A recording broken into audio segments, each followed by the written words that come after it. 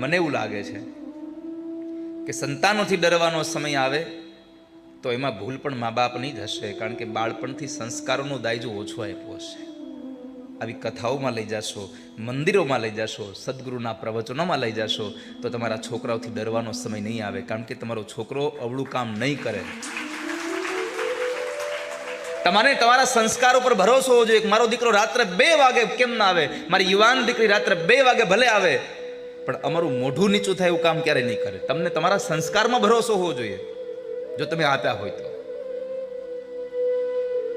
પછી તમે તમારી આ સમયને અનુરૂપ તમે એટલી છૂટછાટ આપો ને ક્યારેય પણ એની પાછળ તમે એની પાસે જવાનો કે એને સાંભળવાનો, એને જાણવાનો જ પ્રયત્ન ન કરો તો પછી તમારી આપેલી સ્વતંત્રતા પણ સ્વચ્છંદતામાં બદલાઈ જાય તો નવાઈ નથી. તમે સ્વતંત્રતા આપો છો, બહુ જ સારી વાત છે. સંતાનોને આ સમયમાં સ્વતંત્રતા મળે અને બધાને હક છે.